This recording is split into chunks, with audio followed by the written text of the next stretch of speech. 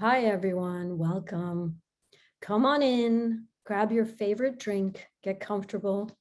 This is going to be an amazing evening. Come on in. We're just going to wait a few minutes so that we can allow everyone to come inside the virtual room. We'll get started in just a few minutes. So please join us. Come right on in. Great. It's great to see you. Thank you for being here tonight. Lots of excitement in the room. Come on in.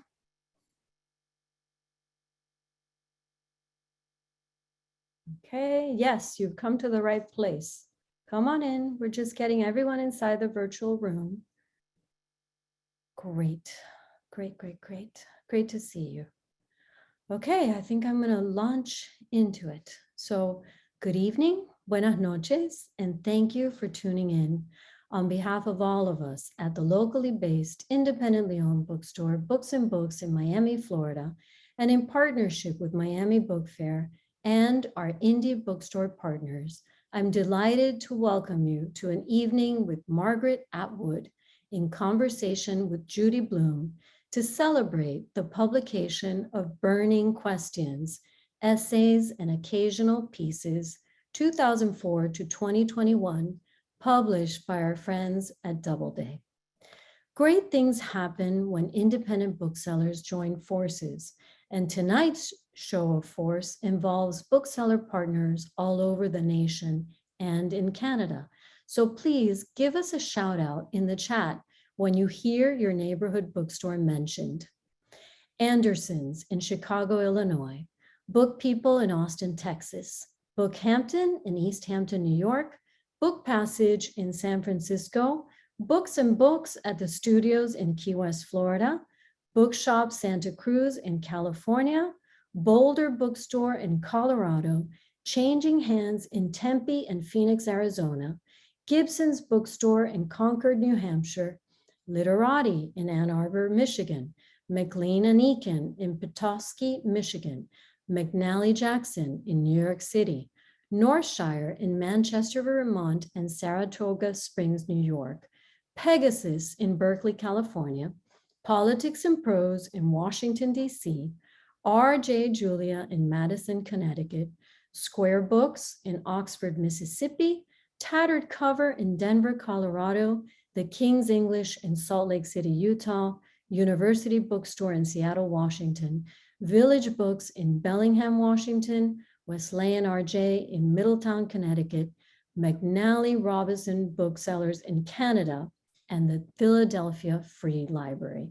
Thank you for your partnership. Tonight, we join forces to celebrate and hear from the legendary Margaret Atwood, whose work has been published in more than 45 countries. She is the author of more than 50 books of fiction, poetry, critical essays, and graphic novels. In addition to The Handmaid's Tale, now an award-winning TV series, her novels include Cat's Eye, shortlisted for the 1989 Booker Prize, Alias Grace, which won the Giller Prize in Canada and the Premio Modelo in Italy, The Blind Assassin, winner of the 2000 Booker Prize, Oryx and Crake, shortlisted for the 2003 Man Booker Prize, The Year of the Flood, Mad Adam, and Hagseed. She is the recipient of numerous awards, including the Peace Prize of the German Book Trade, the Franz Kafka Prize, the Penn Center USA Lifetime Achievement Award, and the Los Angeles Times Innovators Award. In 2019, she was made a member of the Order of the Companions of Honor for services to literature. In conversation with Miss Atwood tonight, we're joined by a fellow bookseller, Judy Bloom, who spent her childhood in Elizabeth, New Jersey, making up stories inside her head. She has since published 29 books, including Are You There, God? It's Me, Margaret. She has written 4 novels for adults in The Unlikely Event, Summer Sisters, Smart Women, and Wifey, all of them New York Times bestsellers. She was awarded the National Book Foundation Medal for Distinguished Contribution to American Letters in 2004, and she and her husband, George Cooper, are proud to be co-founders of the Books and Books affiliate in Key West. Just a quick reminder that throughout this evening's broadcast, you can post questions in the Q&A feature at the bottom of the screen. And thank you for supporting independent bookstores everywhere. And now, without further ado, I'd like to welcome our guests to the virtual stage. Oops. Welcome. No, my video doesn't want to come on. Wait a second. There she is. There we are. Hi there, Margaret. Hello, Hi. Judy. How nice to see you. It's lovely to see you again. We have to stop meeting like this and meet in person one of these days. And thank you everyone for joining us and welcome. Margaret, I actually saw a photo of you yesterday in, you were, maybe it was on Twitter, and you were marching in solidarity with the people of Ukraine. And had I been there, I would have been marching beside you. It's such a crazy and painful and tough time in so many ways right now. How are you getting through it? Well, you know, Judy, somebody my age, this is so our age. I must be older than you. I am older than you by a year, but No, okay. Okay. Somebody our age, for somebody our age, for people our age, this is very reminiscent. Like it is very, is this happening again? So the Blitzkrieg, yeah, the taking over other countries. Remember that? Of course you do, because you grew up in wartime just like me. And it just drives me crazy. What about you? It's been very difficult. I find I'm not a person who usually gets depressed. I've been really depressed. And I worry, you know, because, well, of everything. I mean, just seeing it and I don't know where it can possibly end. I don't even want to go there. We're not going there tonight. But show me the wonderful piece of Ukrainian jewelry that someone gave to you for your publication date today. Let's celebrate a little bit with everything that's going on. Let's celebrate. Wonderful friend, assistant Lucia Chino, who set all this up with Todd, he knows her well, gave me this little piece. You can see that it is a flying airship. It has a little propeller at the end.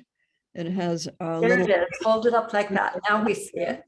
There you go. This propeller here and that propeller there. And it is a flying airship, and it's got a little fin up here.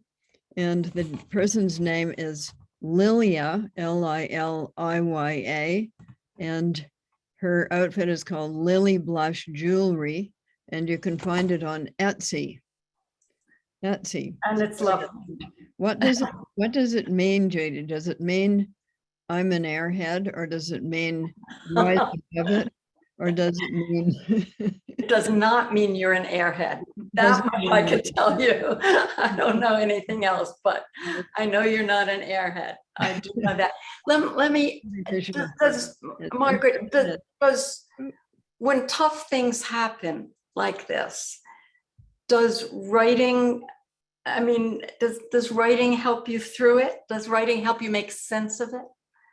I think it can help you escape from it, like reading. I used to say that when things were getting really tense, I would crawl under the bed and read Lord of the Rings, because at least we know how it comes out. So the problem with being in a crisis in the present tense is that we don't know how it comes out. So with both reading and writing, with writing, you can make it come out.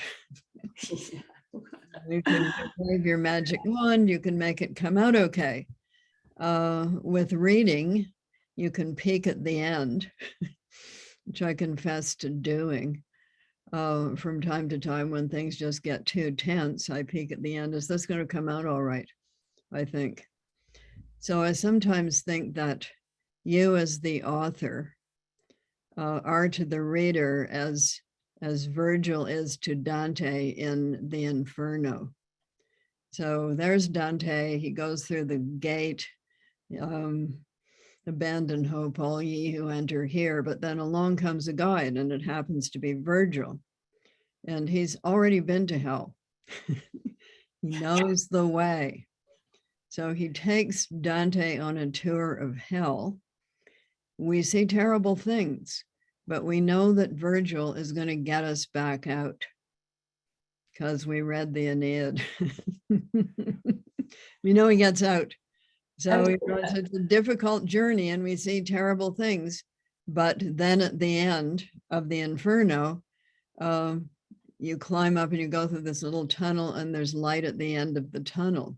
Maybe that's where we got the expression light at the end of the tunnel, and they come out and they see the stars again. So that's who the writer is to the reader. You have a pact. You have a pact with the reader. I'm going to get you through this. Trust me, I'm your guide. Yeah. We could use a guide and we could use the light. The guide and you can use light. You get both of them in both writing and reading, but you don't necessarily get them in real life, except that, how about that Zelensky? How about that for a role model? Absolutely. Absolutely. A courageous hero for our times. Yes. Can I tell you a dirty joke I saw on Twitter? You can definitely tell me. Yes. Yes, you can. Not dirty, but it does have a gender specific allusion in it. Okay. Trigger warning. Okay. So the joke is, and it's got pictures. What are 4 things you can see from space? The pyramids, the Amazon River, the Sahara Desert, and the balls of Zelensky. I like it. I'm sure our audience likes it too. Because we're supposed to be talking about your book here, your wonderful book, by the way. I loved it. And what's wonderful, I mean, I would hold it up, but I think it's going to come out backwards. Comes out backwards, but there it is. Frontwards. Is it okay? Backwards on your screen, but on everybody else's. Oh, good. All right. Okay. Burning questions. So I have to tell you that the way I like to read a book of essays and the way I like to read your book of essays is I keep it on my bedside table. And every night I read an essay before I go to sleep, or on a Saturday afternoon when I'm not working at the store. I like to sit down and I like to nibble. And they are so smart and they are so witty that you just want more. And they go from, we're going to get to what they go from, but they go from everything from, anyway. Okay, let's hit it here. Let's hit it. So let's just say though, you call the book Burning Questions, and I just have to ask you this: is there at this moment one question that burns above all the others? Yes, but it's not in the book because it hadn't happened yet. Okay, just talk about that. So but let me put it in a more general way. I think the question is, what kind of world do we want to live in? And that can be viewed from several different angles. What kind of an ecological world do we want to live in? Do we want to continue to live on the planet? That's a pretty big question. But what kind of government do we want to live under? So do we want to live in a liberal democracy? If so, hop to it, because this is the moment. Do we want to live in an autocracy? Do we want to live in a tyranny? Do we want to live in an oligarchy? Do we want to live in a monarchy? Do we want to live in an anarcho-syndicalist cooperative of some kind? What sort of government do we want to have? So right now we have the liberal democracies of the West aligned in a way that they haven't been for a lot of time. and facing an autocratic system. So that's pretty interesting, but you and I, Judy, have been there before. We were there in World War II, and we also were there all through the Cold War when we were told, you know, if an atom bomb goes off, hide under your desk. Remember that? Yes, duck and cover, duck and cover. Yeah, Yes. there's a skit on Beyond the Fringe in which a British bureaucrat is saying to the radio audience, if the atom bomb goes off, you know, all you have to do is crawl into this government issued large paper bag and hop along to your nearest rescue center and they will tell you what to do. So, you know, we lived through all of that. Remember Well, where? yeah, but we were kids. I don't know about you. I mean, but We were teenagers. we, Yeah. yes, Yeah. but I don't know if we really understood. No, of course we didn't. Today we understand A bit more. Today, We think we do. a bit more. Yes, we do. Okay, so so nature science, Margaret, a recurrent theme in your fiction and nonfiction. So I thought it was your parents' career, but maybe it was just your father's career and how that affected your childhood. I'm always interested in knowing what makes someone grow up to be a writer. I'm pretty sure that it happens in childhood. We may even be born that way, but I'm pretty sure that there's something in your childhood. So tell us about that, your childhood, your parents being scientists. Tell us. So my dad was a forest entomologist, and how he got that way is a story in itself, because he was from the very back rural backwoods of Nova Scotia. One room schoolhouse, no high school. He took his high school by correspondence course, all of that. And my sister just found a manuscript that he wrote when he was quite old, detailing that journey, you know, how he got there. And it started with a large green caterpillar in childhood. Anyways, here we have the father being a forest entomologist dealing with infestations, you know, things that kill a lot of trees. And to do that, he had a research station up in the north woods of Quebec. So I was carried into the north woods of Quebec in a pack sack when I was 6 months old. And I would spend spring, summer, and fall in that location. No electricity, no running water, no schools, no libraries, no town, no village. There were a few houses that we could see accessible by water and a path, but no roads to that. And what did that mean? It meant no television, of course there wasn't any anyway, no theater, not much radio that you could actually get, but there were books, Judy. So I was an early reader, bet you were too. And I was an early writer, because that's what there was to do when it rained. So the simple answer, I got addicted to reading pretty early. I would read everything. I would read the backs of cereal boxes. I would read any magazines or newspapers I could get. I would read any book that was there, and that included all kinds of books, like science books, some kids' books, murder mysteries, just anything that there was. And when you'd read them all, then you read them all again, because there wasn't a place to get any more. Right. Then were you making them up? Were you making stories up all that in your head? Yeah, we had a kind of ongoing other world, which happened to be another planet, a couple of other planets that we populated with flying rabbits. Did you have what, 2 siblings? Did you have 2 siblings? I do now.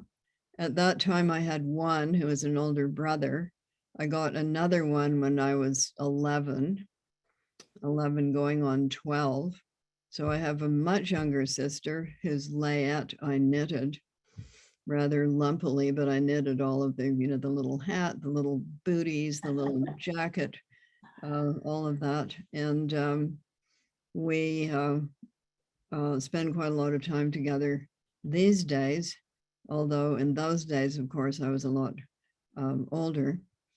And my brother is about 3 years older, and he was a prolific writer. He had sagas going on, big wartime sagas. Of course, it was wartime, but there was always explosions and things flying around in the air. And I traded my yellow, orange, and red colored pencils for his pink, silver, and gold colored pencils. Whoa, I don't blame you. Well, yeah, so much better for princesses, right? Did you read The Wizard of Oz? Did you read the series of Oz books? Just the Wizard. I think Just- we had that one, and we had Ozma. But I think he got worse, the others aren't so interesting, but the first one is very iconic and very interesting from the point of view of the woman question, which was a very focal point in those days. So late part of the 19th century, early 20th century, people were riveted by the woman question. And you'll notice that in The Wizard of Oz, there are 4 witches, and 2 of them are good and 2 of them are bad, and they have real magic powers. And there are also 4 male figures: the Tin Woodman, the Cowardly Lion, the Scarecrow, and the Wizard himself. And they're all deficient. Is that why we liked it so much? I just wrote an introduction to a new edition of The Wizard of Oz. And the only reason that I took that on, because I can't do things like that, is because when my husband and I met, and you sit around and talk about, well, what did you like to read when you were kids? It turned out that we both owned and loved the entire set of the series. Series of the Oz books. We loved them, and we both came home from college. We didn't know each other. Our mothers didn't know each other. But our mothers had given away no, Oz books. Yes. That's so dramatic. So we're always saying, oh, if only we still had our Oz books. Imagine that. But you can get a facsimile edition of the original with those wonderful illustrations. Yes, that does exist. Of course, it's not the same as the one you scribbled on, is it? But when I read it again after many years as a much older person, I loved it. I thought it was wonderful. It was magical. And yeah, that one is really great. And I hope you noticed the girl soldiers in the Emerald City of Oz. Did you forget about them? You did. Yes, the girl soldiers in the Emerald City of Oz. The other interesting thing about the wizard is that he's a con man. Yes, he's a One con of those recurring in 19th century American fiction. There are a lot of these con men who turn up, and he's one of them. But he's benevolent. He's a benevolent con man. He's doing his illusions and lying for everybody's good. And he's scared anyway. Yeah, he doesn't want people to find out that he's not really a giant head. Right. I have the same problem. Maybe I'm not really a giant head. Maybe when we stop being on Zoom, everybody will know that I'm not really a giant head, that I'm quite short. That there's the rest of us. So this is something that really struck me that I liked a lot. And I like the title of this too. Sorry. It's called Scientific Romancing. I like that. Okay, I'll tell you why in a minute. But in it, you say something that got to me, which is science is about knowledge and fiction is about feeling. And yet you bring them together, of course. I'm all about the fiction side because I was terrified of science as a young person, just terrified of it. Although my father and brother were deeply into it. I thought only I had the right teacher, I think I wouldn't have been Mhm. so afraid of what is science. But anyway, we've both managed to come together. But you do say that your novels are not science fiction. So tell us about that. Okay, it's just a matter of terminology, and Ursula K. Le Guin, whose unfortunately obituary I actually ended up writing two of them, and we put them together for this book. Anyway, she was a pal, and it's a matter of terminology, but let's just say there's a big banner over the top that says Wonder Tales. So Wonder Tales are here, and over here is naturalism and realism. Okay, so Put Bob me over there. I'm over there. here, yeah, over here. So Okay. Wonder Tales and Bob and Carol and Ted and Alice, so real life, as we might call it.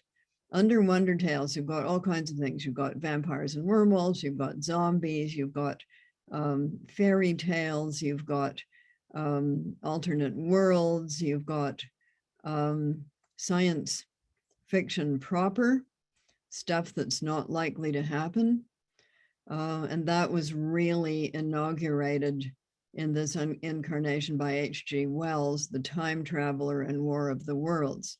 Jules Verne, who represents another strand, stuff that is likely to happen, which is what he wrote about. He wrote about maybe submarines, those were already being planned. He wrote about air travel around the world in 80 days. He got a load of H.G. Wells's early books, and he said, "Mais il invente," but he's making stuff up. He's inventing things. How could he? So those are the two strands, and it wasn't called scientific. Wasn't called science fiction at the beginning. That term didn't come in until 20s, 30s. It was called scientific romances. So that's why the title is as it is. That's what people called them. And H.G. Wells is the great, great, great granddaddy of all science fiction, in which you go to other planets, in which there are aliens that, to our knowledge, do not exist in real life. The great granddaddy of that wonderful movie, Men in Black, which I loved a lot. So funny. So some of it is satire, science fiction. Some of it is thought experiment, which is what Ursula K. called it. And in the Jules Verne genealogy, stuff that really could happen, you get people like Orwell and Brave New World and Fahrenheit 451. So no other planets, no aliens, stuff that people are doing or thinking of doing now. And that's the only kind I can write. I would like to be able to write fantasy. I'd like to be able to write dragons. I can't convince myself. I can't quite convince myself with that, but I'm very happy to read about them. And again, I would say best dragons, first prize dragons, Ursula K. And second prize dragons, possibly The Hobbit, and third prize dragons, Game of Thrones. Those dragons are basically bazookas. They're like lethal flame-throwing weapons, but they don't have deep inner lives the way Ursula K's do.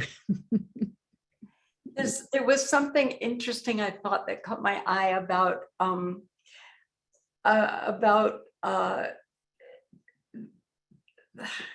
can't do names, but anyway, that you were inspired by George Orwell's 1984. Absolutely. And you started The Handmaid's Tale in the real year, 1984. That was so corny.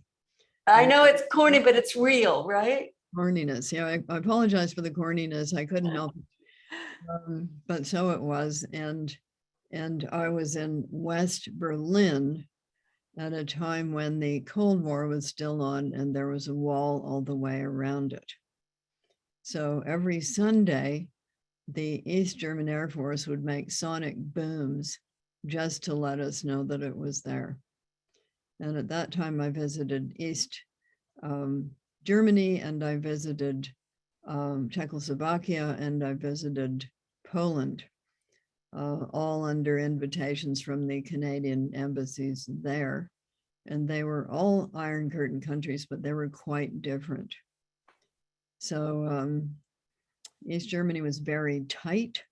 There's a movie called The Lives of Others, which gives you the general feeling. Early days of bugging everybody's apartment, but they did. And Czechoslovakia was a bit looser. You could talk to people, unlike in East Germany. They were very skittish about talking to anybody because they just thought everybody was a spy. Czechoslovakia, you could talk to people, but you had to do it in the middle of a field, not in a car, not in a room of any kind. And when we checked into our hotel, the bellman said,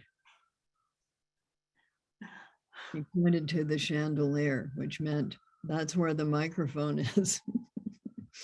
And then he took us into the foyer and said, want to change some money? Well, like that. Whereas in Poland, things were already so loose that in the writers' union, which was supposed to be a government-controlled organization, the writers said, want some samizdat? We said, sure. They said, wait here a minute. They were storing it right there. Samizdat was writing that could not be officially published, but that people were circulating underground, as it were.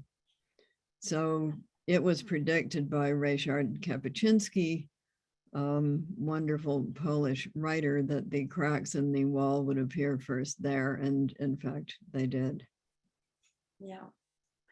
Okay, I'm going to move us now because when I wrote to you, I said, Margaret, help me with this and tell me, give me 3 essays that you'd really like to focus on. And you gave me one, and it's wonderful. I had already read it, and it's called Polonia. And in this essay, you ask, what advice would I give the young? But it starts with the most wonderful, funny anecdote that takes place in a cheese shop. Maybe you could tell us about that. Okay, so this was a thing that was being compiled. It was being compiled actually by Carol Shields and some collaborators called Dropped Threads. And I think this was one of the questions they put to us to answer. What advice would you give the young? So I begin by saying none, because unless they ask, they're not going to hear it.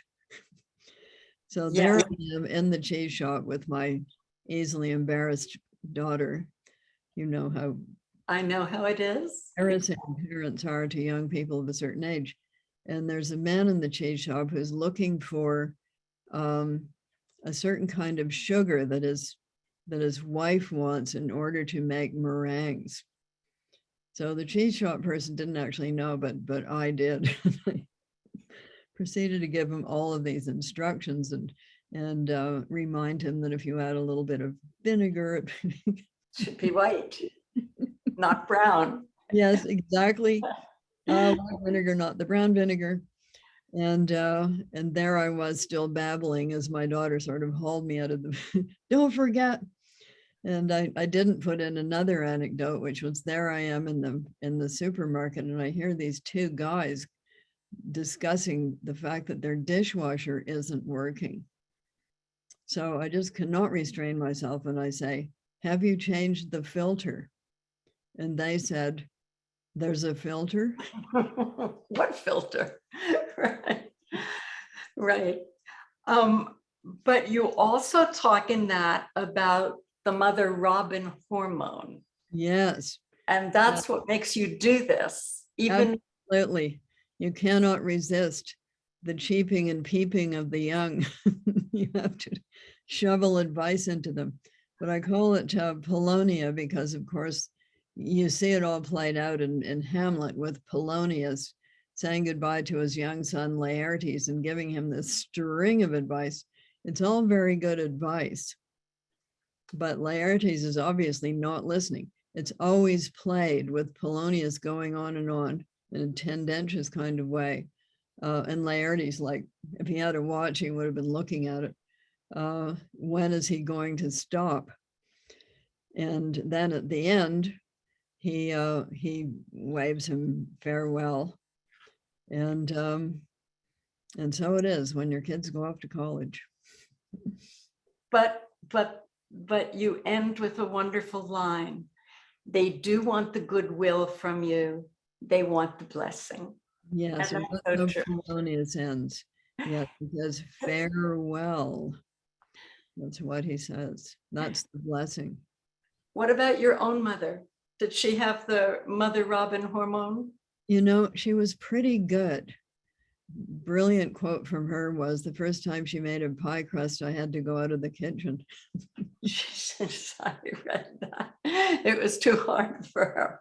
She couldn't watch, But but she didn't interfere. She was a great believer in learn by doing, and people have to make their own mistakes. I think if she'd seen me putting arsenic into it or something, she would have said, that's the wrong thing. not a good idea. Margaret, not a good idea. She, I think you say somewhere, she let you roam freely.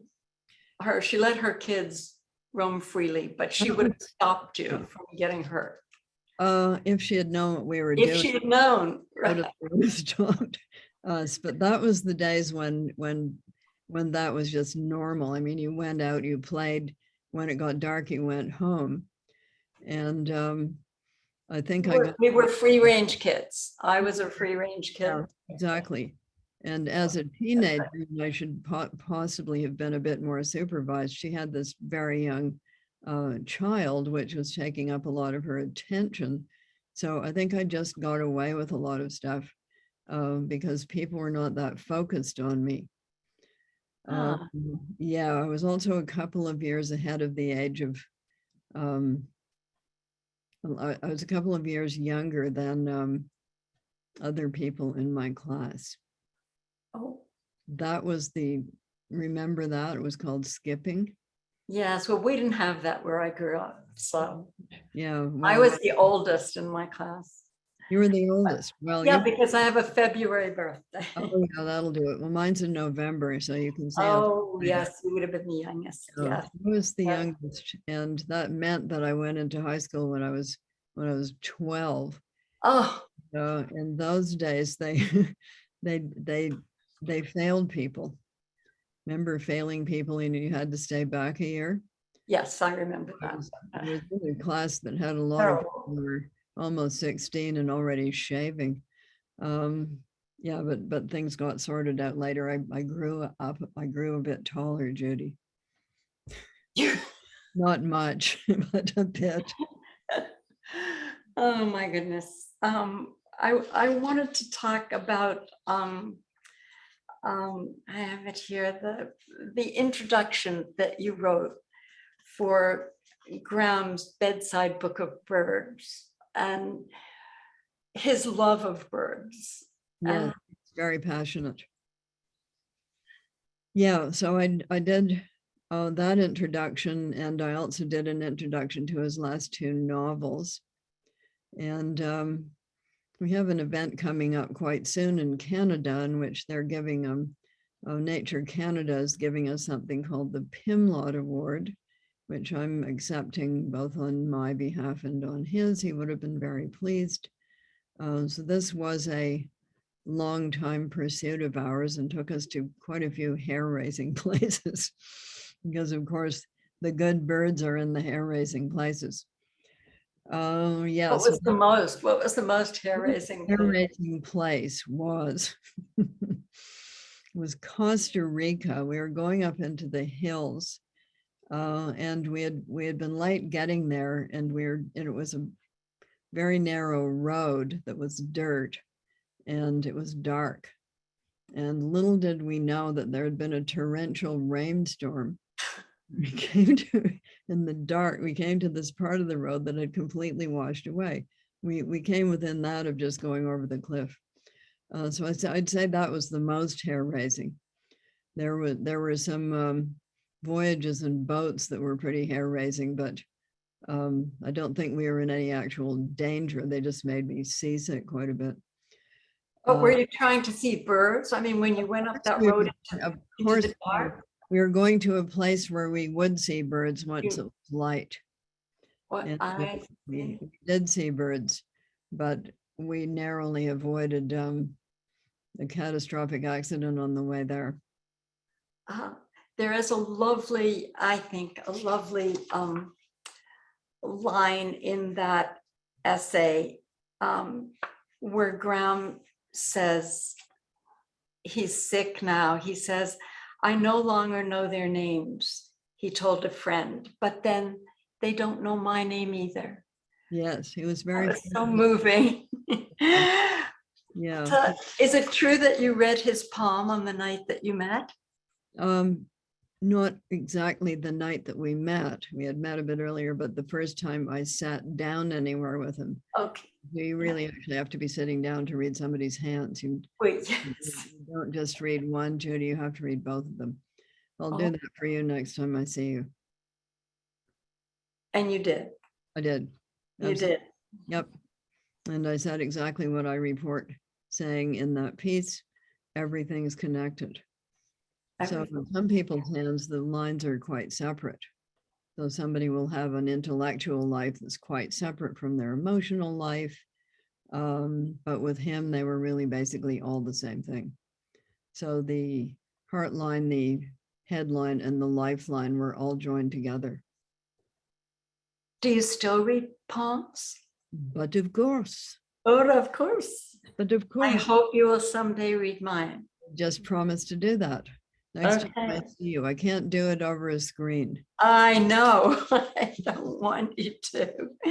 I don't know. Let's see. We have a little bit more time here. Oh my goodness. Am I a bad feminist? Yeah. The title of one of your, how can, I mean, I understand because of course I've read it, but our audience may not understand. Can you even be a bad feminist? How can one be? You were called a bad feminist. And a rape enabler and all kinds of bad things.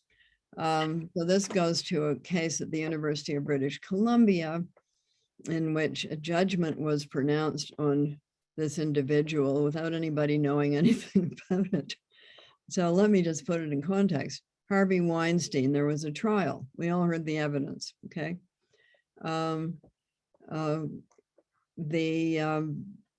Supreme Court hearing, Christine Blasey Ford, we all heard what she had to say. Epstein, we heard it. Cosby, we heard it. We knew what the accusation was. We heard the evidence. There was a trial. So that's very different from somebody just saying that person and you're supposed to believe it. I can't believe something unless I know what it is I'm supposed to believe, Judy. And I would I'm with you. I'm with you on this. That's why this meant so much to me. Yeah, absolutely. And I think we're through that phase now, because remember what I said about con men. It is just true that when anything has value, and that can go to, you know, we've had fake Hitler's diaries, we've had fake paintings, we've had fake Aboriginals in Australia, we've had fake Holocaust survivors, believe it or not, we have. We've had fake drug addicts. We have fake news. We have fake news, we have fake Indigenous people, and there is no one group of people that is so angelic that they never produce anybody from within that group that doesn't try it on. So that is why we need evidence. Remember, I was brought up by the scientists. What are you trying to prove? How are you trying to prove it? What is it that we're being presented with here? And have the question, are the questions that are being asked the right questions? My dad, the scientist, used to tell a joke about scientists, because scientists are very critical of other scientists, you know that. And the joke was, man was trying to find out what made people drunk. And so he gave them rye and ginger ale. He gave them rum and ginger ale. He gave them whiskey, scotch and ginger ale. He gave them beer and ginger ale. And every time they got drunk, it must have been the ginger ale, the common factor. So you can look in the wrong place. So we need to know what is being asked, what is the evidence being presented, and have we overlooked anything? And that is called due diligence. And in this instance, at the University of British Columbia, as we now know, because a lot more evidence has come out since I wrote that piece, nobody did any due diligence. It was the moment of believe all women. And I don't think it is quite that moment anymore. Ever since somebody accused Joe Biden of groping them in an alcove off a tunnel that doesn't have an alcove. Yeah. What can I say?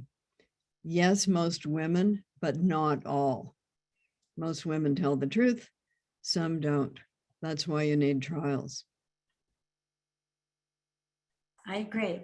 I agree. So I know we want to leave time for questions, but I want to ask you one more thing. You end with two lovely appreciations in the book, one of Rachel Carson and one of Barry Lopez. Yes. Tell us why. Well, they were both, they're both conservationists. Rachel was heroic. So heroically took on the DDT industry. Silent Spring, a very pivotal book. Of course, we were deeply interested in that because my dad was a forest entomologist. Just a second, I'm gonna have to turn this off. Hello. I'm just gonna have to, I'm doing a Zoom. Yeah, I'll call you. Okay, bye. Yes. Sorry, I should have turned that off. My child just phoned.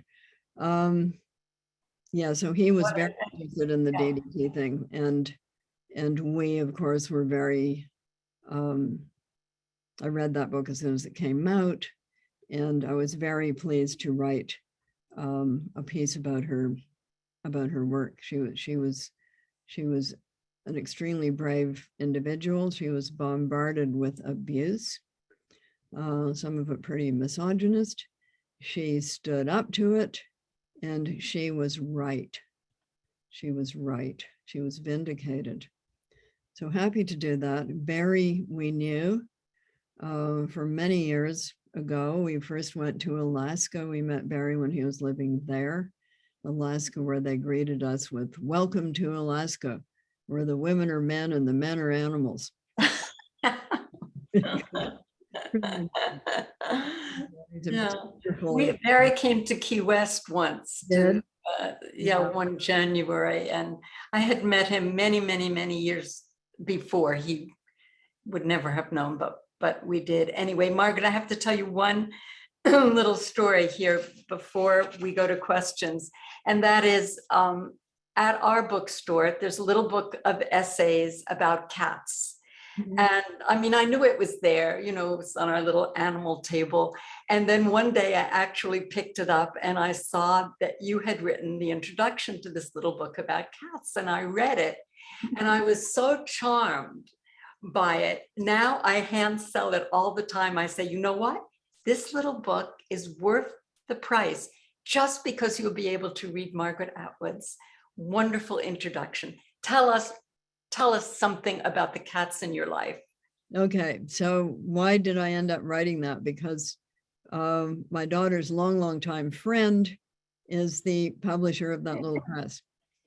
So she said, we've got this very successful little book about dogs. We're doing one about cats. And she knew perfectly well that I had these cats because I had known her since she was about 14. So I did the cat book intro, and I had cats for thousands of years. Will I get another one? It's an education. Do you have one now? No, I'm dithering. I'm dithering about whether I should or shouldn't have a cat. I also wrote this graphic novel series called Angel Catbird, which is about a flying superhero who's part cat, part bird and part human being, to bring the cat lovers and the bird lovers together. Because you cannot tell cat lovers your cat is an evil, marauding, carnivore, murdering. I know. Because we love our widow pussy cats. I know that. I loved my cats. I agitated to have a cat as a child. I was denied for years because we spent so much time in the woods. It would just run away and get eaten by something. But I finally did acquire one, and I had them off and on over the years, and they all have their personalities, as we know perfectly well. They do. Name. We had cats when our kids were growing up. My daughter has 2, my stepdaughter has 8, my grandson has 1. So I have a lot of grand cats in my life. Yeah. There are varying degrees of sociability and varying degrees of intelligence. Yes. And their little ways. They have all of their little habits that are different. They do. I'm long fascinated with them, and they like to help you write. Yes. Like to get up on the keyboard. Yes, they do. Whether it was a typewriter or a computer. I've been through cats walking on both. Yep, they love to do that. They do. So yes, lots of them. Margaret, I think we're going to have to stop for questions. I just want to thank you so much for letting me talk with you tonight. This doesn't even begin to crack the surface of the wonderful essays and even obituaries and appreciations that are in this book. I love Doris Lessing. I loved Anne of Green Gables, Stephen King. Yeah. They were all just terrific pieces, and the deeper and darker ones as well. And so I know our audience will have questions for you. Hi, Christina. Hello, Judy. Thank you. Thank you both. What a fantastic conversation. Thank you. So we do have a few questions, and I think we have time for just a few. So here's one. The Handmaid's Tale themes echo loudly in present day, but are there positive developments in society that have absolutely delighted you? I don't know about delighted, cheered possibly, possibly cheered.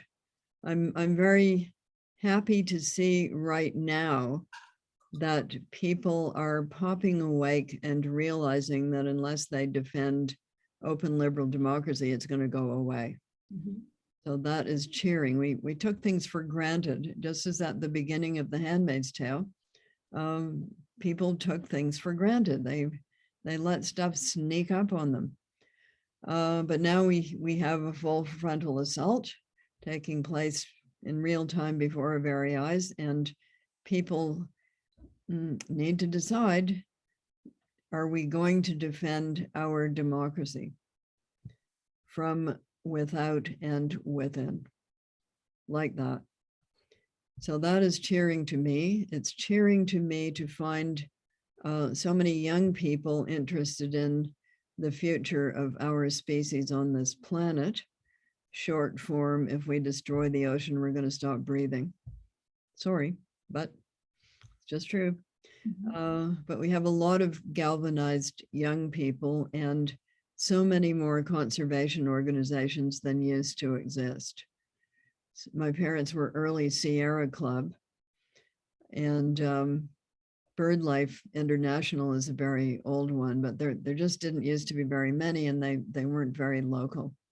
But there are a lot now, a lot of people interested in that. So that's cheering to me also. Thank you. So there is someone here, Oresta Koshik, and I may be mispronouncing the name, but she says, from all Ukrainian people, from the translator of your books in Ukraine, Natalia Myalovska, who is on the line of fire in Ukraine right now, our huge thanks for your support. So I just wanted to share that.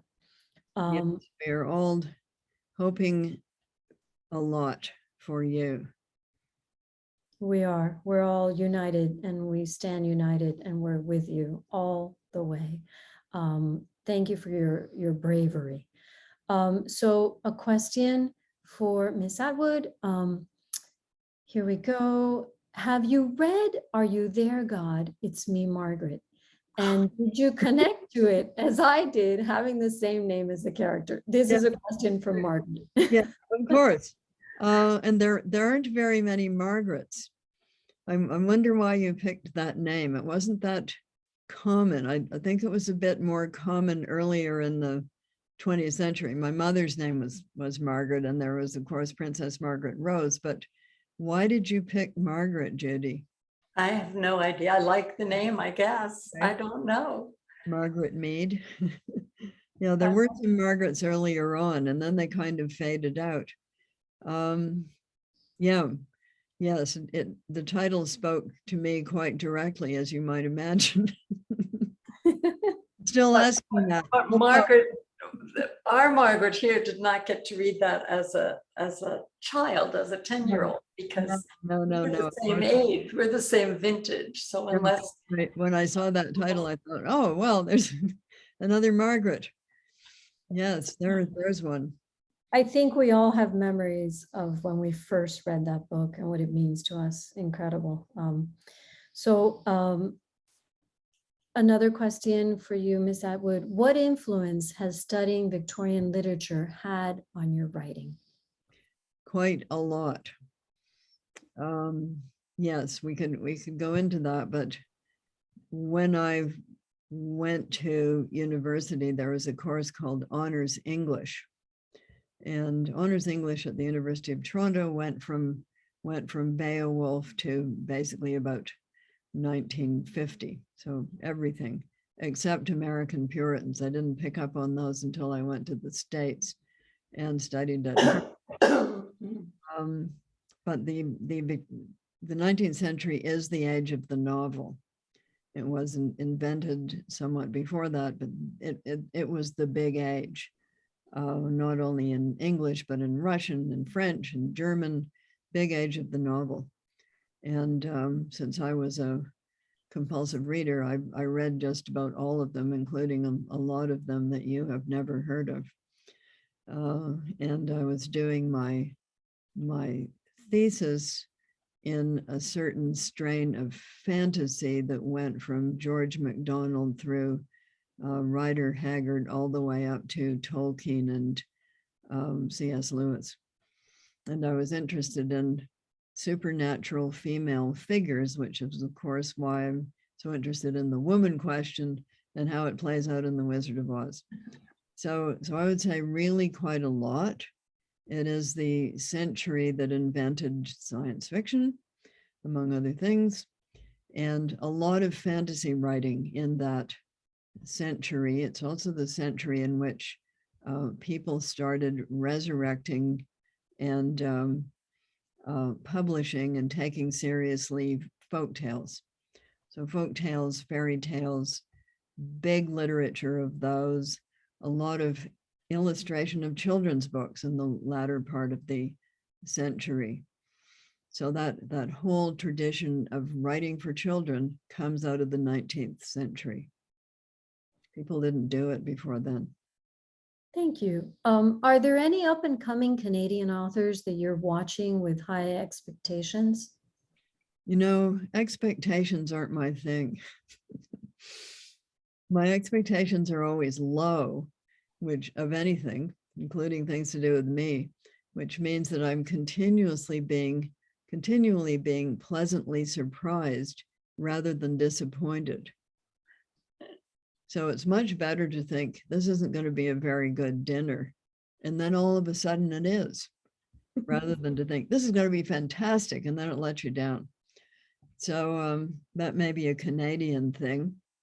E.L. Doctorow said to me, they didn't like my novel in Canada. And I said, they loved your novel. And he said, how can you tell?